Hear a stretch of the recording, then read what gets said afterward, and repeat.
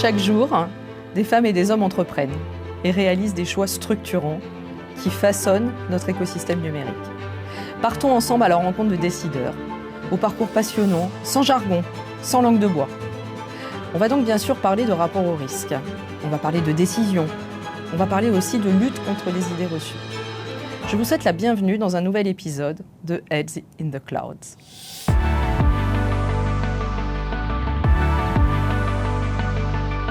Tu sais ce que c'est que de construire, tu sais ce que c'est de perdre, tu sais ce que c'est de se relever. Quand nos clients bossent avec Batch, ce qu'on peut leur dire de manière très sereine, c'est les données que vous nous confierez, elles iront chez OVH, donc elles seront en France.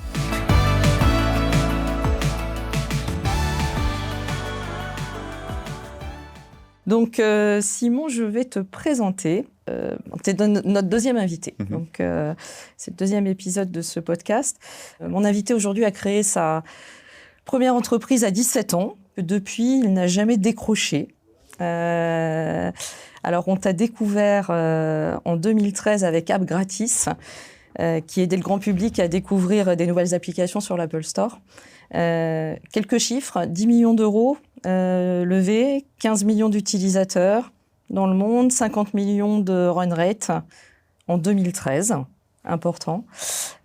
Pour moi, je dirais que c'est une des premières licornes B2C ou licornes consumer en Europe. Et puis un matin d'avril 2013, Apple débranche ton appli sur l'Apple Store et sans préavis, comme ça. Une décision qui fera date dans le débat, et on en discutera, du pouvoir des big tech américaines. Donc ça, c'est un premier volet, mais le deuxième volet, pour te présenter, et finalement, c'est ce qui nous intéresse vraiment aujourd'hui, c'est ce que tu as bâti depuis App Gratis. Parce qu'en 2015, tu crées Batch, donc tu es CEO, tu es fondateur de Batch, qui aujourd'hui est un des leaders européens du CRM. Alors, on va parler du CRM mobile, voilà. Et que tu piques, j'aime bien ce mot, que tu voles peut-être régulièrement des parts de marché à des gros, comme Adobe, comme Salesforce. On en parlait autour d'un café. Et que tu es le pionnier du big data, et qu'aujourd'hui, les grands noms, tes clients, c'est Louis Vuitton, c'est BNP, c'est SNCF Connect, c'est Mano, et plus de 300 grands noms qui font confiance à Batch. Alors, pour nos auditeurs qui ne connaissent pas ce monde du CRM mobile, j'ai envie de dire, tu centralises les données dans le cloud et ça permet d'orchestrer des programmes de relations clients très personnalisés, mais à grande échelle. Voilà, ça, c'est, et sur tous les canaux. Voilà, c'est de l'omnicanal. Ouais. Le troisième volet, c'est que tu t'arrêtes pas là, parce que Simon, en parallèle, tu investis. Tu es un business angel actif dans plus de 60 sociétés. Alors, je ne sais pas si ce nombre est encore d'actualité parce que tu vas très vite. Donc, tu mets à la fois ton capital, mais aussi ton expérience auprès de jeunes entrepreneurs. Et tu investis aujourd'hui dans la plupart des gros projets IA. On ne peut pas parler de... J'essaye. Amilab, Nabla, Dust, on y reviendra. Et donc, finalement, en conclusion, tu sais ce que c'est que de construire, tu sais ce que c'est de perdre, tu sais ce que c'est de se relever, et tu sais ce que c'est que, du coup, se reconstruire. Donc, bienvenue Simon Dalat avec nous, et merci d'être avec nous aujourd'hui. Est-ce que cette présentation te correspond, Simon ? Écoute, déjà, merci beaucoup de me recevoir. Sylvie, ça me fait très plaisir d'être là. J'ai fait beaucoup de podcasts dans ma vie, mais ça faisait longtemps que je n'avais pas dit oui à une invitation, donc ça me fait plaisir de revenir sur ton plateau. Et je pense que professionnellement, oui, ça me correspond bien à cette espèce de trajectoire très autodidacte, passionnée que j'ai eue en tombant dans la marmite des jeux vidéo et des communautés en ligne un peu avant mon bac. Qui a été le catalyseur du début de ma carrière, qui m'a amené à faire plein de rencontres très structurantes très tôt dans ma vie pro, m'a amené à partir aux États-Unis, à San Francisco en 2007-2008, à un moment donné où il se passait énormément de choses du point de vue des plateformes, du point de vue des smartphones, du point de vue de ce que tu as appelé la big data, l'explosion des volumes de données sur le réseau mondial liés à l'explosion des smartphones et des technos de temps réel notamment, qui ont été des lignes de crête charnières. C'était le bon moment d'être dans la Silicon Valley à ce moment-là. Et puis ensuite, effectivement, l'histoire avec AppGratis que j'ai racontée 1 milliard de fois. Donc, j'espère qu'on n'y passera pas trop de temps, parce que c'est vrai que cette histoire-là, maintenant, elle est très loin derrière moi, même si elle fait partie de qui je suis. Et puis, cette remontada, pas facile, mais avec une équipe extraordinaire, autour de Batch, dans ce marché très, très intéressant, très complexe, mais aussi très noble du CRM.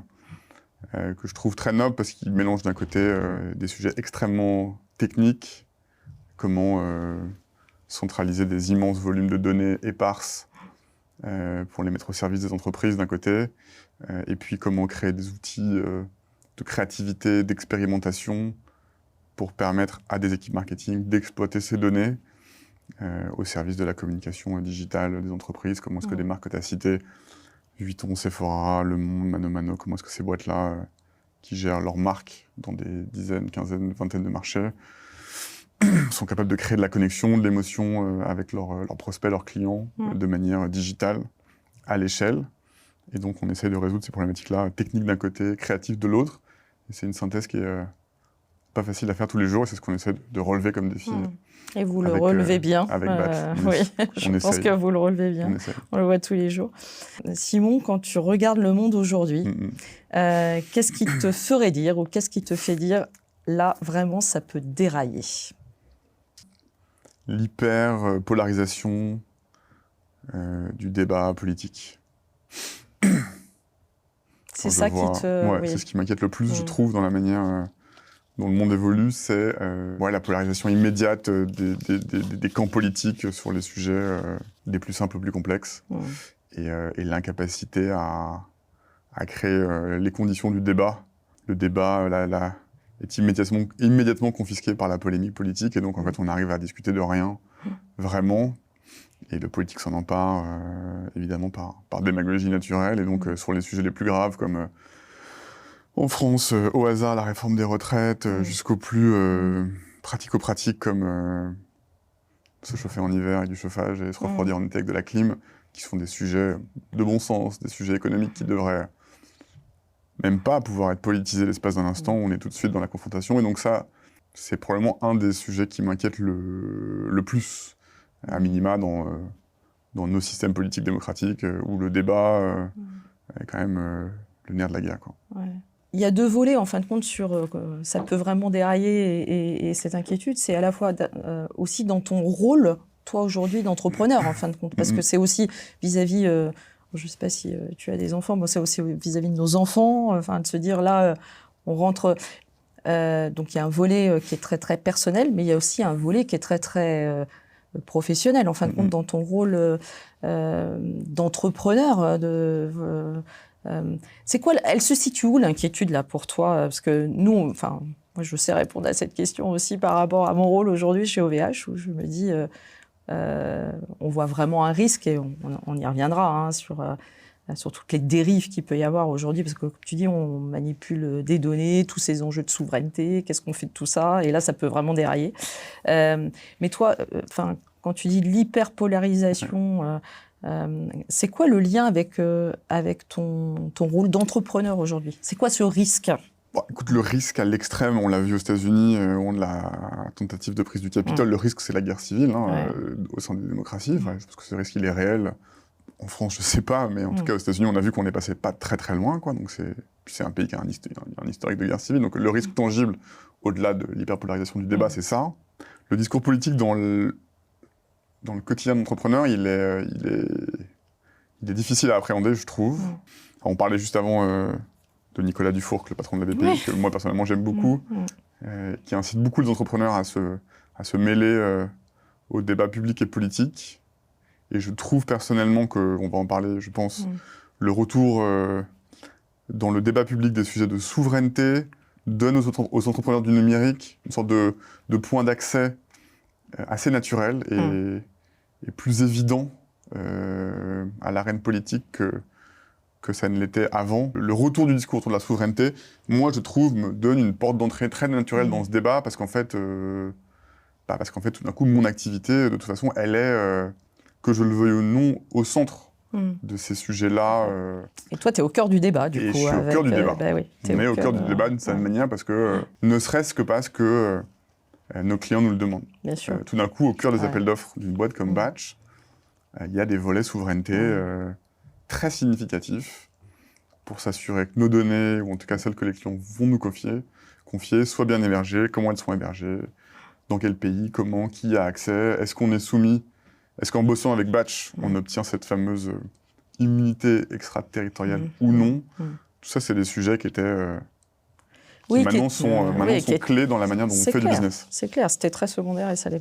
C'est intéressant, juste pour clore ce volet, moi je suis très très en phase avec ce que tu dis. J'ai animé une table ronde avec des dirigeants à l'occasion de Vivatech et on posait ce débat justement sur cette frontière entre le politique et puis la vie économique, et puis dans nos rôles de dirigeants. Et je disais finalement, on parlait de militantisme, parce que du coup on porte aussi...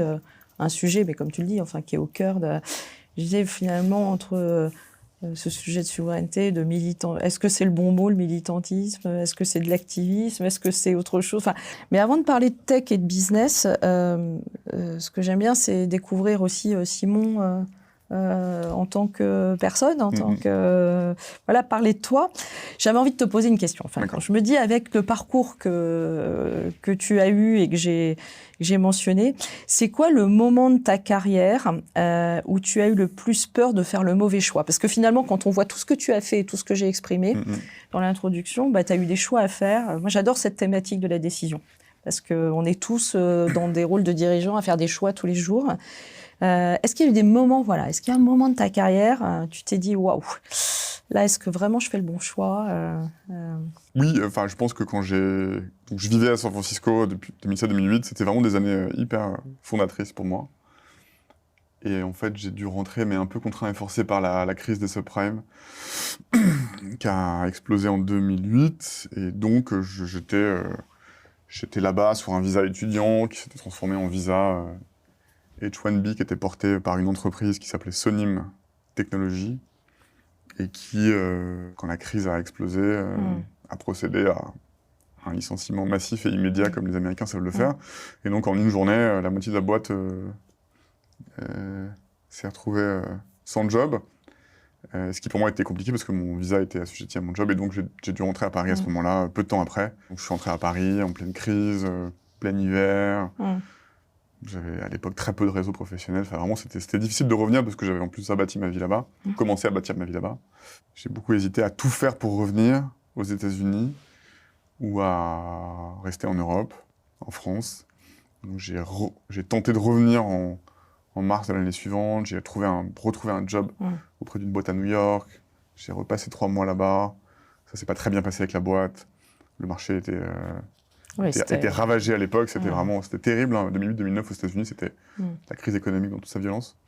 Donc j'ai pas réussi. Donc j'ai pris mon parti de décider que je revenais en France définitivement et de me réinstaller là-bas, et puis de créer ensuite AppGratis puis Batch à Paris.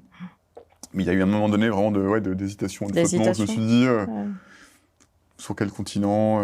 Et là, c'était vraiment des décisions qui allaient, je le savais, marquer ma vie, quoi. Donc là, c'était un moment d'hésitation. Mais tu vois, c'est intéressant parce que quand je t'entends, je me dis finalement, dans toute décision, il y a quand même un moment où le gut feeling fait que ça... Voilà, et donc finalement, tu as décidé et tu as créé Batch et tu es revenu et on en est là aujourd'hui. Donc, donc on ne sait pas, en fait, quand on prend une... on ne sait pas. On ne sait pas, mais il y a une petite voix intérieure qui dit ça doit, ça penche de ce côté-là. Tu conseilles des jeunes entrepreneurs, enfin des entrepreneurs français? Enfin, j'investis en amorçage. J'ai eu la chance de gagner un peu d'argent 2 fois dans ma vie avec ma première boîte AppGratis, qui était une boîte très rentable. Donc on se versait des dividendes pendant 2-3 ans, et cet argent, je l'ai intégralement réinvesti dans d'autres startups. Et puis ensuite, une boîte qui s'est bien vendue, et donc pareil, j'ai pu réinvestir beaucoup d'argent dans d'autres boîtes. Donc voilà, moi je dis souvent à mes copains que j'aime pas vraiment ni les bagnoles chères, ni les montres de luxe, mais par contre, j'aime bien. Enfin, c'est quelque chose qui... C'est une activité intellectuelle que j'aime bien. C'est une manière de créer un réseau, de s'ouvrir des perspectives, de rencontrer des gens, de créer une forme de soft power aussi en investissant dans des boîtes. on rencontre des gens, on a accès à des situations, des informations qui sont très, très bénéfiques pour, par ailleurs, une carrière d'entrepreneur. Donc, j'ai toujours considéré que ça faisait partie de mon job d'entrepreneur que d'investir, et j'ai eu de la chance de pouvoir le faire. J'irai pas jusqu'à dire que je conseille des entrepreneurs, parce que c'est davantage une histoire de partage d'expérience que de conseil. Conseil, il y a un côté très, tu vois, je comprends. très, comment dirais-je, très docte. T'échanges avec des gens, c'est-à-dire que quand tu crées une boîte, nécessairement t'es très solitaire. Toute une série de sujets qui peuvent être abordés avec en réalité très peu de monde.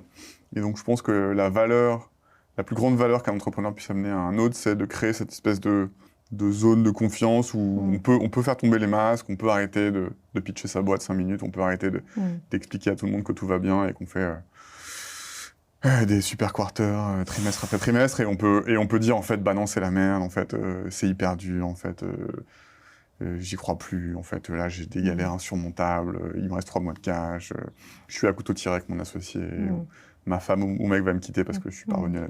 Il y a vraiment tout un univers de sujets vraiment difficiles à aborder. C'est le safe place, quoi. C'est ça. Il y a difficilement ailleurs que dans une communauté de pairs. Et donc, ça, je pense que c'est un truc pour lequel moi, je me rends toujours disponible quand je sens qu'il y a des gens, d'autres entrepreneurs qui ont besoin de cet échange, de cet espace de parole.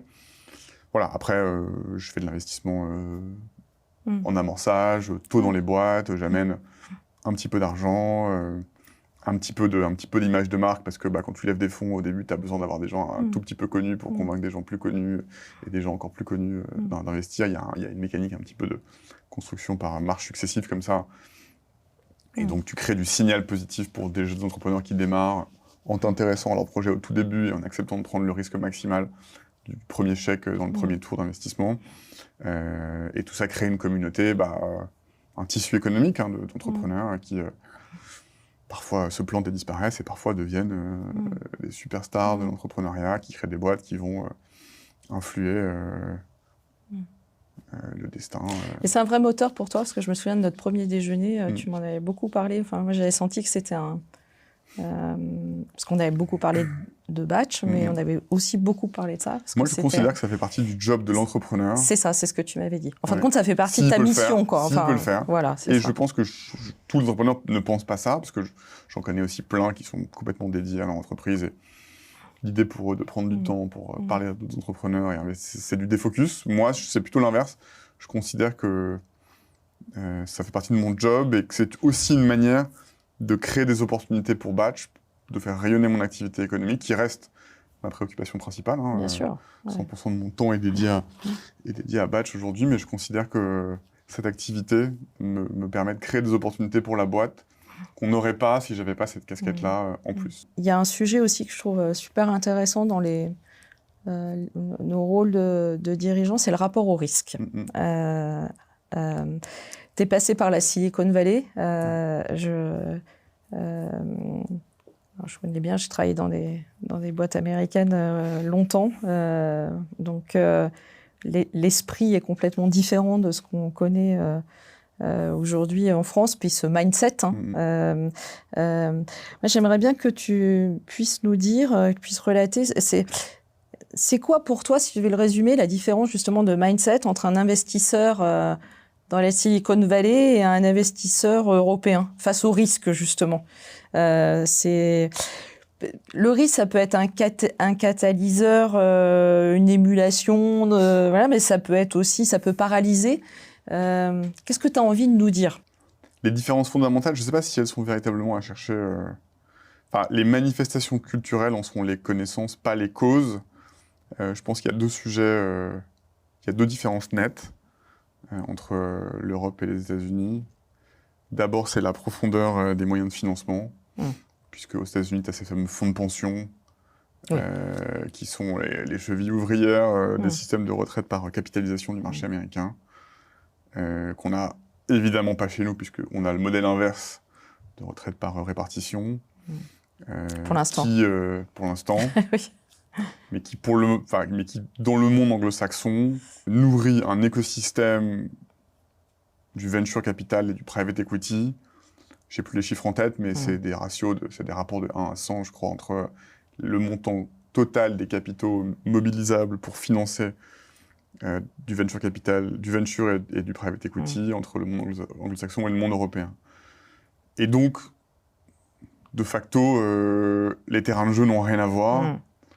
Et donc, le rapport au risque au sein de ces terrains de jeu est évidemment très différent.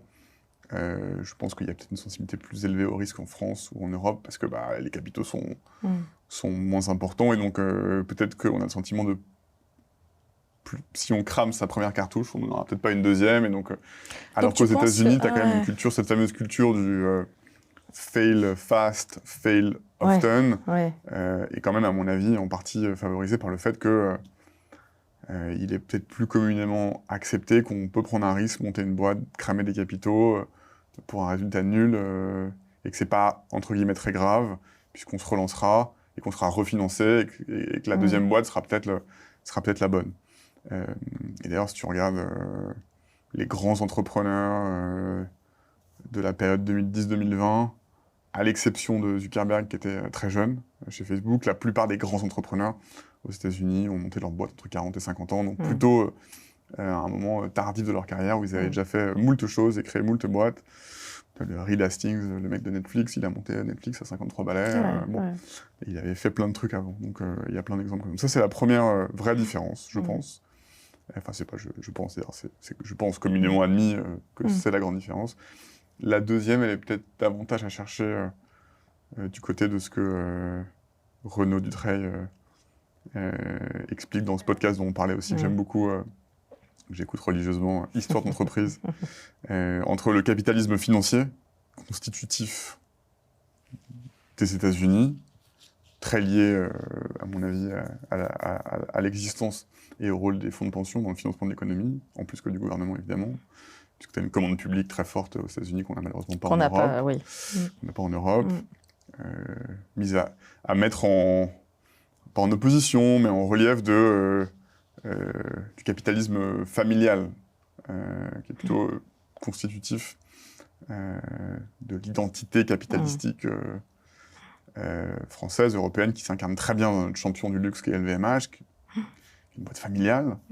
Mais derrière des LVMH, tu as un tissu économique historique en Europe de boîtes qui se transmettent de génération en génération, où le capitalisme est moins financier, davantage clanique, pour le meilleur ou pour le pire, mais moi je pense que plutôt pour le meilleur. Une grande partie des grandes fortunes françaises, c'est ça, c'est du capitalisme familial. Et dans ce monde-là, dans cette culture-là, oui, c'est plus difficile de planter la boîte que grand-papa avait créée 5 générations plus tôt. Et donc le rapport au risque est simplement différent. Ouais. Je suis profondément convaincue qu'il y a quand même un sujet très culturel, mais du coup, toi, tu l'abordes avec un autre angle que je trouve assez intéressant. Parce que, en effet, après, il y a des choses très pratico-pratiques, c'est vrai, tu as raison, qui sont des vraies différences, et c'est pas seulement du mindset culturel. On disait que tu investissais dans des boîtes... alors moi j'ai cité, mais il y en a plein, donc on a dit une soixantaine, donc je citais Amilab, Nabla, Dust. Concrètement, moi la question que je me pose, c'est quoi le truc de Simon Davla qui dit voilà, là je vais signer, là je vais investir. C'est quoi le truc qui fait que tu te dis j'y vais? Alors moi j'ai toujours été très honnête, j'ai toujours assumé le fait que j'étais un investisseur fainéant, qui investissait principalement via les opportunités de mon réseau. Donc, alors tu le disais au tout début, j'ai monté ma première boîte à 17 ans, ça ne rajeunit personne, ça fait 25 ans que je grenouille dans l'écosystème de la tech, donc j'ai quand même croisé beaucoup de monde. Et en fait, les entrepreneurs, ils ont ça de particulier qui ne s'arrête jamais, ils montent, ils remontent, ils remontent des boîtes, et donc... chemin faisant, t'as des gens que tu connais, que t'as connus par le boulot, qui à un moment donné te disent j'ai vendu ma boîte, j'ai pris un an de congé sabbatique pour me refaire une santé, je remonte une boîte, est-ce que tu veux investir? Et donc j'ai beaucoup d'opportunités comme ça qui sont arrivées avec le temps, avec le réseau, avec le fait d'investir un peu, beaucoup, davantage, avec la visibilité que ça amène.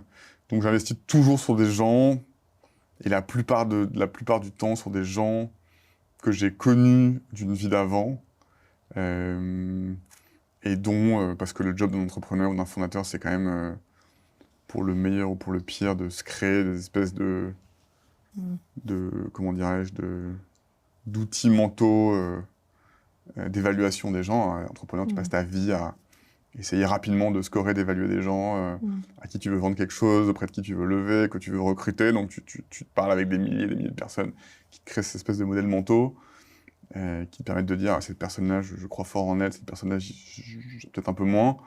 Et donc quand ton cerveau reptilien te dit cette personne, elle est forte, elle a tout à fait les traits caractéristiques d'un entrepreneur qui va réussir. En plus, elle monte une boîte, en plus, elle me propose d'investir. Au tout début, j'y vais, je prends le risque. Donc, voilà, il n'y a pas de grande thèse. Désolé, j'ai pas de grand secret à révéler. J'investis par mon réseau, dans les gens dont l'expérience me laisse à penser qu'ils ont les qualités créatives, de ténacité et de folie pour monter des boîtes qui vont réussir.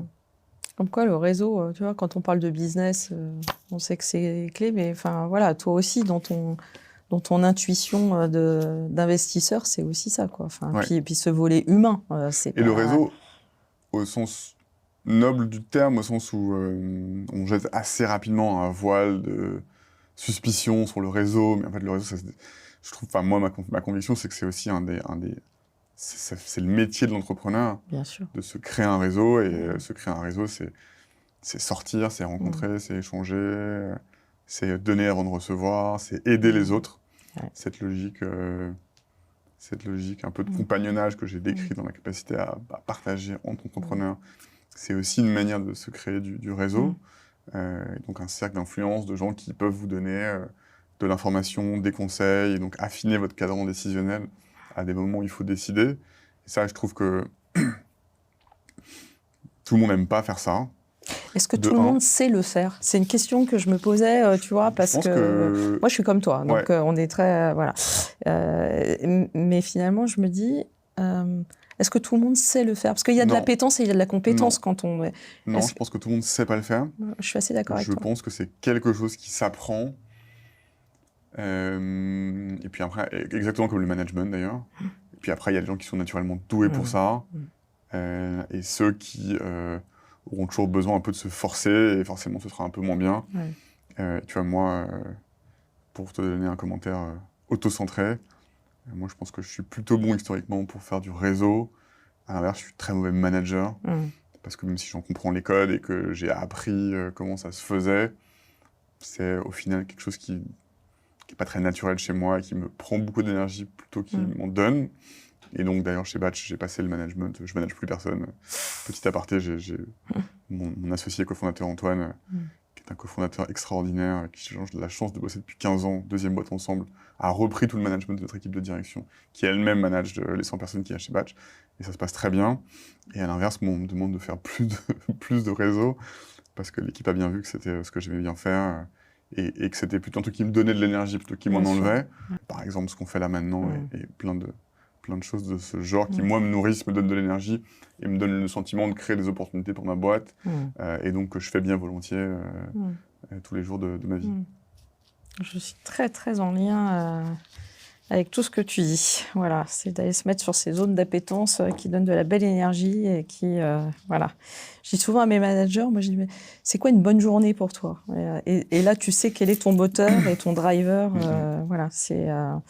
Bon, moi j'aurais envie d'aller sur c'est quoi un mauvais manager quand tu dis ça, mais on va pas aller sur ça parce que ce qui m'intéresse, c'est aussi... Vaste question. Oui, vaste question. Ouais, donc, pas le plus qualifié pour te répondre. Donc, voilà, mais je trouvais que c'était intéressant par rapport à ce que tu disais, donc ça me fait... Et on va pas aller sur ce terrain-là. En revanche, donc on a parlé de ton parcours. On voit qu'un parcours d'entrepreneur comme toi, c'est jamais linéaire. Et puis, quand tu parlais, je me disais finalement, il y a ces fameux accidents de parcours qui, pour moi, sont des accidents fertiles. C'est-à-dire que à chaque fois, qu'est-ce qu'on fait de ça? Qu'est-ce qu'on fait de... Alors, et on en avait parlé à Gratis. Bon, je pense que tu as fait beaucoup de communication, beaucoup de podcasts sur le sujet. Voilà. Et quand on avait déjeuné ensemble, tu m'avais dit, ouais, Sylvie... c'est bien, mais je veux pas qu'on parle que de ça parce que voilà, on a plein d'autres choses à se dire. En fin de compte, pour revenir et pas seulement sur le sujet à Gratis, mais Bon, en 2013, tout semblait s'accélérer pour toi, finalement. Là, on était parti dans un... t'as Apple, du jour au lendemain, qui décide de retirer ton application de l'App Store. Finalement, c'est tout un modèle économique qui s'effondre pour toi. Ce qui m'intéresse, c'est pas l'histoire App Gratis, c'est toi humainement, finalement. Qu'est-ce qui s'est passé dans ta transformation personnelle en tant que Simon? Qu'est-ce que cette épreuve-là, on parlait d'accident de parcours, c'est quoi cette épreuve, finalement? Qu'est-ce que ça t'a apporté? Qu'est-ce que ça a généré? Et aussi, et on va revenir sur notre sujet phare dont on parle souvent tous les deux sur la souveraineté, mais qu'est-ce que cette épreuve, ça a révélé aussi pour toi sur notre dépendance face à toutes ces grandes plateformes big tech américaines, parce que tu l'as vécu, toi. Voilà, aujourd'hui, on parle du shutdown, mais toi, tu as vécu ça, quoi. Je veux dire, un jour, on t'a coupé le robinet.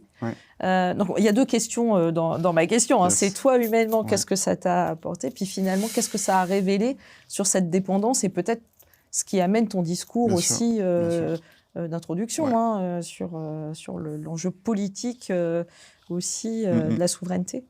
Vraiment, c'était une incarnation parfaite de qu'est-ce qui se passe quand on met ses œufs dans le panier d'un autre et que la personne décide par le jeu de tension géopolitique parallèle de couper le robinet. Et ça, c'est vraiment ce qui pend au nez des Européens et qui a été remis, exacerbé dans le débat public autour des sujets liés à la souveraineté sur l'IA. Donc ça, effectivement, je l'ai vécu de première main. Et d'ailleurs, les journalistes avaient un peu arrêté de m'appeler sur App Gratis.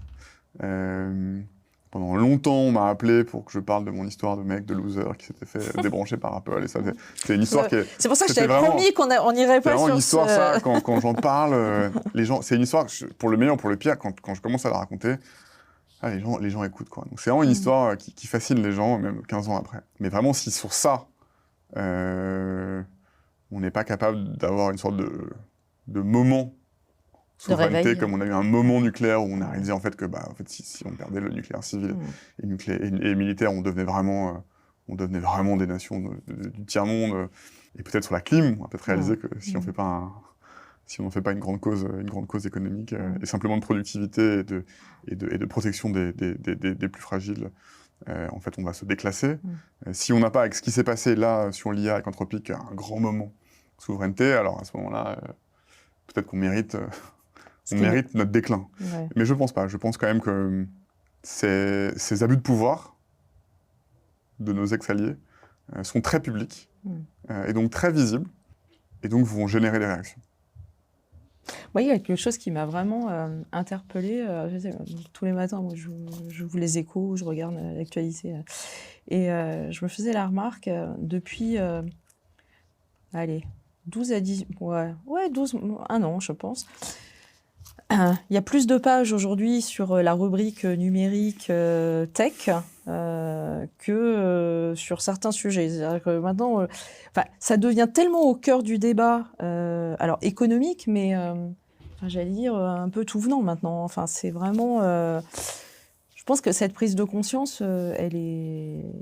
Mais comme tu dis, c'est qu'est-ce qu'on fait de ça? Et ça m'intéresse, alors quand tu dis ça, tu vois, sur la souveraineté, c'est... Finalement, c'est quoi le regard que tu portes aujourd'hui sur les grands discours institutionnels européens en la matière? J'attends le grand réveil de la commande publique. Parce que c'est exactement ce que les Américains ont fait avec leurs géants du numérique. C'est-à-dire que dans un écosystème, si... tu as une volonté de commande publique ferme, dirigée vers tes champions nationaux.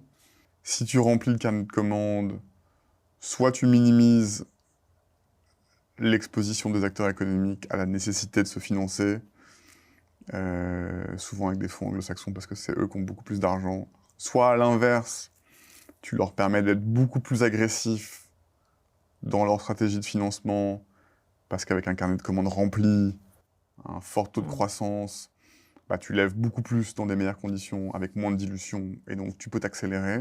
Et du coup, tu aurais, de manière plus large, ce qui se passe là, à une échelle quand même assez significative avec Mistral, qui est une boîte que tout le monde, il y a 3 ans, donnait comme mortenay face aux champions américains et chinois, et qui, en fait, par le jeu de la commande publique, par le jeu de la souveraineté, par le jeu de... en fait, bon an, mal an, va tranquillement vers 100 milliards d'euros d'ARR, et j'espère va nous faire un champion français et européen qui n'a pas besoin, de toute façon, d'être à jeu égal avec les Américains, puisque les Américains ou les Chinois, ces gens-là ont des marchés 10 fois plus gros que nous, des économies 10 fois plus grosses que nous, donc il n'y a pas besoin d'avoir des espèces de fantasmes irréalisables que Mistral soit demain aussi gros que OpenAI et Anthropic. On a juste besoin d'avoir des champions très solides, bien financés, très rentables, attractifs pour les talents, compétitifs sur les marchés européens et internationaux. Et ça, notre économie européenne, elle doit pouvoir le permettre. Donc, et pareil pour OVH. Bien sûr, je le dis tous les jours aussi, on n'a pas besoin de... On ne cherche pas des subventions, on cherche de la commande, on cherche du business. Voilà, et continuer à... tu es vocal, je suis vocal, Octave aussi le dit, voilà. Et continuer. Et je pense qu'on a un rôle à jouer pour porter ce message. On ne peut pas faire cet échange et cette rencontre tous les deux sans parler de l'IA. Tu as racheté, on a vu ça dans la presse, une société qui s'appelle Moonfish AI. Tu intègres l'IA prédictive maintenant au cœur de Batch. Alors, pour toi, pour ton entreprise, en fin de compte, l'IA, ça peut être une menace, quelque chose de très disruptif, puis ça peut être une opportunité qui est très différenciante. En fin de compte, pour les SaaS éditeurs, on peut aussi regarder ça des deux volets, parce que c'est ce qui pourrait rendre le CRM mobile. Alors, vas-y, dis-moi, si c'est pas le bon... Oui, c'est juste du CRM. Le mobile est une composante importante de ce qu'on fait, mais c'est simplement du CRM. Ouais. Et ben voilà. Donc, ce qui pourrait rendre le CRM... Finalement, si j'allais au bout on pourrait dire que ça pourrait rendre le CRM complètement obsolète, en fin de compte, parce que ça peut être... mais finalement, cette acquisition, tu la transformes autrement. C'est plutôt une bascule. Donc, la question que j'ai, c'est, pour toi, l'IA, c'est ta meilleure amie, c'est ton meilleur allié ou c'est ta plus grande menace? Nous, notre job, c'est d'aider des très grandes entreprises. Donc on en a parlé, des Vuitton, des Sephora, des SNCF, des ManoMano, à centraliser et faire sens d'énormes volumes de données, générés par leurs employés, par leurs clients, par leurs points de vente, et stockés dans potentiellement plein de bases de données. Quelle que soit la source, en fin de compte. Toi, d'accord. Et la particularité de ce qu'on fait, c'est que nous, on le fait avec un produit qui leur permet de le faire en temps réel. Pas uniquement comme les vieilles plateformes CRM dont notre business aujourd'hui, que notre business nous amène fréquemment à remplacer, mais en temps réel avec une technologie qui s'intègre directement dans les sites internet et les applications de nos clients, en plus que d'être connectés à leur système d'information par un univers de connecteurs et d'API. Ce qui nous amène à opérer une des 100 plus grosses infrastructures en Europe, puisqu'aujourd'hui, Batch, on gère le trafic de 350 très grandes boîtes qui, cumulées, représentent environ 800 millions de visiteurs uniques par mois, puisqu'à chaque fois qu'un client se connecte dans l'application ou sur le site de Louis Vuitton ou de la SNCF ou de la SOG ou de la BNP, il se connecte en même temps à notre technologie. Et on envoie plus d'1 trillion, donc 1000 milliards de messages, principalement des emails, des SMS, des notifications aux clients finaux. Et donc, nous, notre job, c'est d'aider d'abord nos clients à intégrer notre technologie pour pouvoir centraliser cette donnée en temps réel, et ensuite à faire sens de cette donnée. Qu'est-ce qui s'y passe? Quels sont les signaux faibles? Comment je l'exploite? Et comment je la mets au service de la communication digitale de ma marque?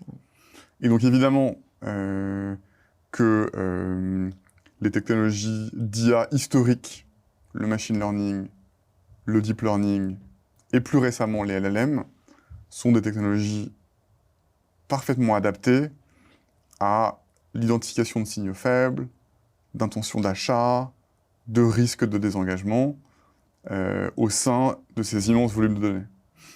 Et donc, naturellement, c'est des technologies qu'on intègre depuis longtemps au sein de notre produit. On faisait de l'IA avant que ce soit autant à la mode de par la révolution technologique des LLM, parce que le machine learning, le deep learning, c'est des technologies qui existent depuis 10, 15, 20 ans. Oui, c'est comme ça que Uber prédit où est-ce qu'il y aura le plus de demande pour ses taxis dans Paris. C'est comme ça que Amazon prédit l'article qui va te recommander sur la base de ton historique d'achat, etc. Donc ces technologies, on les utilise depuis longtemps. Et Moonfish, la boîte qu'on a rachetée, était un de nos partenaires technologiques qui avait développé des outils qu'on avait déjà intégrés en marque blanche à batch, et s'est présenté l'opportunité de les intégrer directement chez nous en les rachetant, ce qu'on a fait fin d'année dernière et qu'on a annoncé en début d'année. Donc l'IA pour le moment est plutôt un accélérateur de business, puisque d'ailleurs il accélère la mission fondamentale de batch que je t'ai décrite, également parce qu'elle est demandée par nos clients, parce que toutes les boîtes du monde entier en ce moment font, après avoir fait pendant 10 ans leur transformation digitale, maintenant les boîtes font leur transformation IA. Ouais. Et donc ça passe par des initiatives internes, comment est-ce que j'aide mes collaborateurs à se servir de ChatGPT et de Claude, mais c'est aussi dans les outils que j'utilise et que je déploie, lequel est le meilleur pour me fournir des technologies d'IA qui vont me permettre de former mes équipes marketing à l'IA. Tu vois, il y a un truc à deux niveaux. Donc l'IA, toutes les différentes technologies d'IA, probabilistes, génératives, agentiques, accélèrent notre roadmap et la mission de la boîte, mais en plus de ça, elles sont une condition sine qua non à faire du business, puisque les clients maintenant achètent des outils, mais surtout des vecteurs de transformation IA pour leurs propres équipes. Donc il y a ce truc à deux niveaux. Et donc tout ça favorise notre business jusqu'à ce que l'IA remplace tout. Ça, c'est un autre débat de fond dont on a vu des premiers soubresauts, à mon avis, très surévalués en début d'année avec ce fameux concept de SaaS-apocalypse. Est-ce que maintenant tout le monde va pouvoir coder ses propres projets, dont on est vite revenu, mais tu vois, il y a quand même cette perspective à moyen long terme de savoir si un jour ces intelligences ne sont pas intégralement capables de tout remplacer. Mais ça reste encore de la science-fiction, on ne sait pas si ça arrivera ou pas. Pour le moment, je trouve qu'on est plutôt arrivé dans une sorte de phase de stabilisation, où maintenant une partie du grand public a compris ce que ces technologies permettaient de faire ou pas faire. En tout cas, que le marché du tertiaire et que nous, nos clients, ont compris ce qu'elles permettaient de faire ou de pas faire. Avec des demandes, d'ailleurs, de souveraineté au sein des prérequis de nos clients. Nos clients nous demandent, alors on voit que vous utilisez dans votre outil différents LLM, est-ce que on peut brancher les nôtres? Est-ce qu'on peut choisir lesquels sont branchés? Est-ce que demain, on peut hoster nos propres LLM sur nos propres infras et les brancher dans votre produit? Donc, tu vois, ça renouvelle vachement la qualité, la nature de la discussion que tu as avec tes clients. Mais globalement, ça va quand même dans le sens de l'histoire d'une accélération de nos business historiques.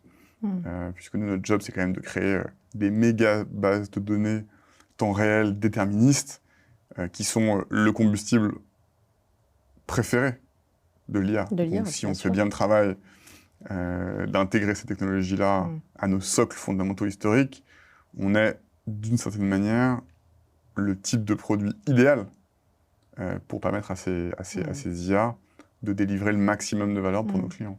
Donc, a priori, pour le moment, chez Batch, on est plutôt dans une phase enthousiaste par rapport à tout ça. Mais ça m'amène vraiment une question, parce que c'est très intéressant quand tu expliquais, puis avec des chiffres aussi, le métier de batch. Alors là, en l'occurrence, tu as un super client OVH, du coup, la plateforme, elle est complètement souveraine, voilà, l'association batch OVH. Mais finalement, la question que je me pose, je me dis, est-ce que les clients... Est-ce qu'on réalise vraiment, est-ce que les clients réalisent vraiment, est-ce que les écosystèmes réalisent vraiment tout ce qu'on donne aux hyperscalers américains quand on leur confie leur CRM? Voilà.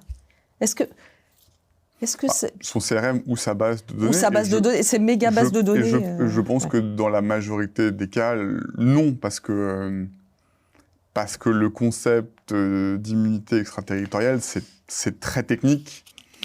C'est très flou, c'est très conceptuel.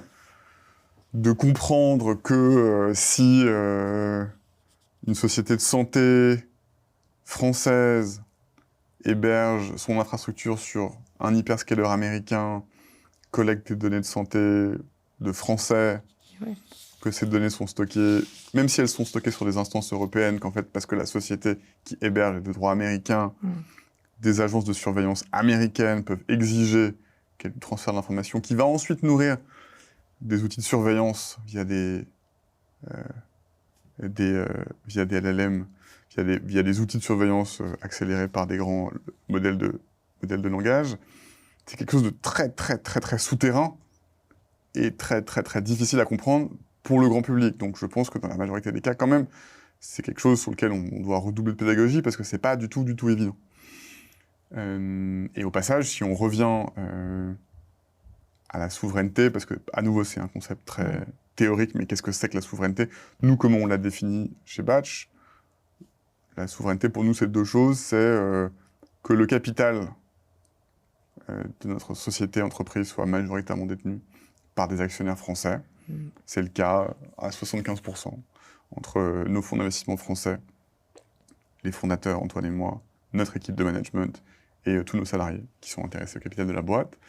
Et c'est est-ce que le fait de nous transférer des données, qu'elles soient d'ailleurs personnelles ou non,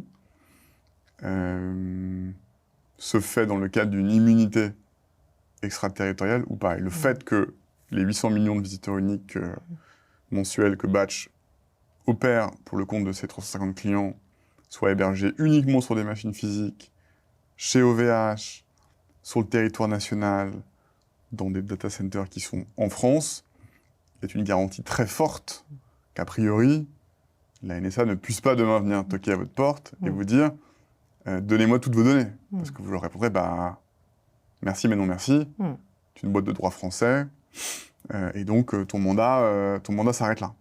Et donc, quand nos clients bossent avec Batch, ce qu'on peut leur dire de manière très sereine, c'est les données que vous nous confierez, elles iront chez OVH, dans des décès qui sont à Roubaix et à Gravelines, et donc elles seront en France.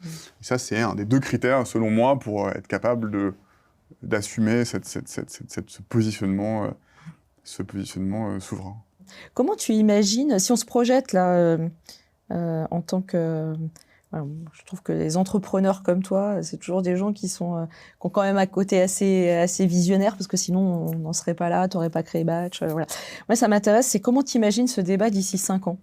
Qu'est-ce qu'on se dirait? Si on se retrouvait là, tiens, dans 5 ans, à ton avis, on se parlerait de quoi sur ce sujet de la souveraineté? Comment tu imagines ce débat, ou même ce combat, c'est un combat, d'ici 5 ans, si on se projette?